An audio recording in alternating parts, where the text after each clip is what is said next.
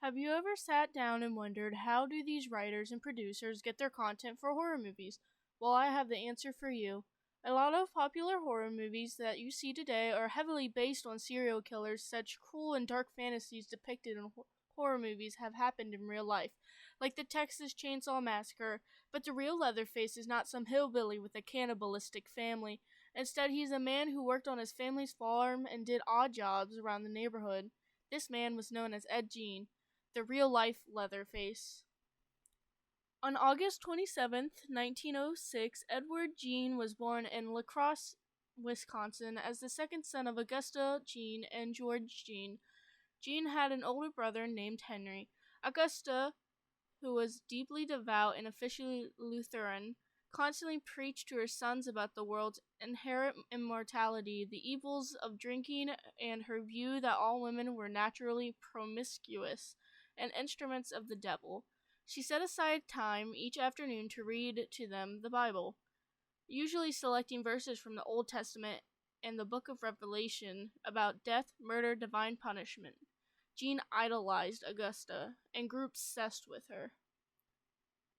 Augusta despised her husband, an alcoholic who could not hold down a job. He had previously worked as a carpenter, tanner, and insurance salesman. Gein's father ran a local grocery store while in La Crosse, but he soon sold it and moved his family to Wisconsin. Augusta took advantage of the farm's solitude by excluding visitors who may have impacted her sons. Gein left the farm solely to go to school. Outside of school, he spent most of his time doing farm chores. People called him an oddball. Despite his poor social development, Gein performed well in his school. Gein's father passed away on April 1st, 1940, at the age of 66 due to heart failure.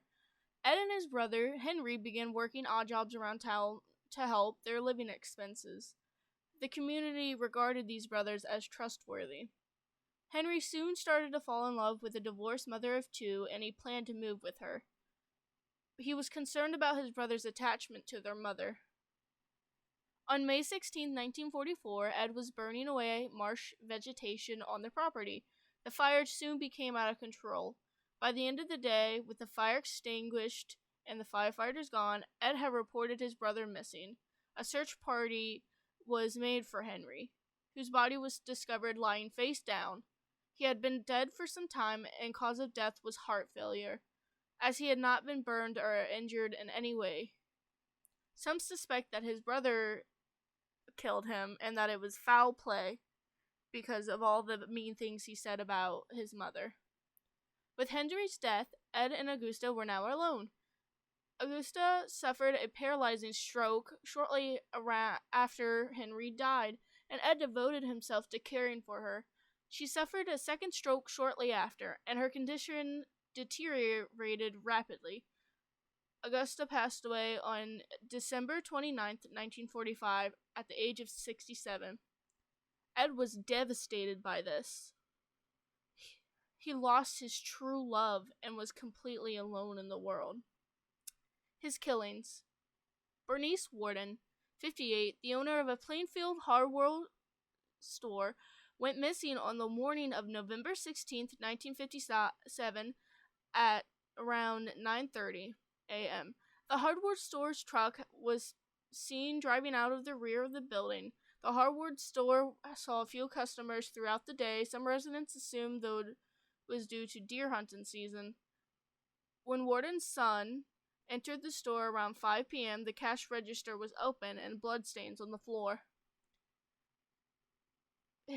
Warden's son told investigators that Gein had been in the store that evening before his mother's disappearance and planned to return the next morning for a gallon of antifreeze. That evening, Gein was apprehended at West Plainfield grocery store.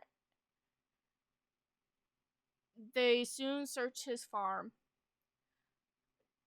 When the sheriff searched his farm, they discovered Warden's decapitated body in a shed on Gein's property, hanging upside down by her legs with a crossbar at her ankles and ropes around her wrists. The torso was dressed out like a deer.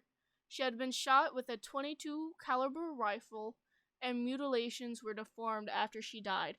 Authorities searched the house and discovered whole human bones and fragments, a wastebasket made of human skin covering several chairs, skulls on his bedposts, female skulls, some with tops sewn off, bowls made from human skulls, a corset made from a female torso skin from shoulder to waist, leggings made from human leg, mask made from skin of female heads, Mary Hoggins' face mask in a paper bag, Mary Hoggins' skull in a box, Bernice Warden's entire head in a burlap sack, Bernice Warden's heart in a plastic bag in front of Gein's potbelly stove, 9 vulva in a shoe, a young girl's dress, and the vulvas of 2 females judged to have been around 15 years old, a belt made from female human nipples, 4 noses, a pair of lips in the window shade drawstring, a lampshade made from human skin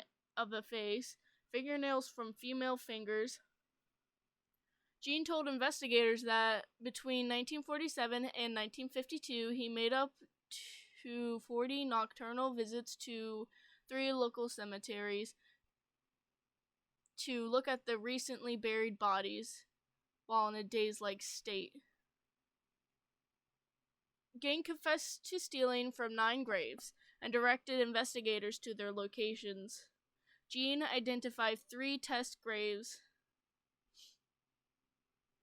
Gein began making a woman's suit soon after his mother died so that he could become his mother, to literally crawl into her skin. He denied having sex with the bodies he exhumed, saying they smelled too bad. During a state of crime laboratory interrogation, Gein admitted to shooting 51-year-old Mary Hogan, a tavern owner who had been missing since December 8, 1954.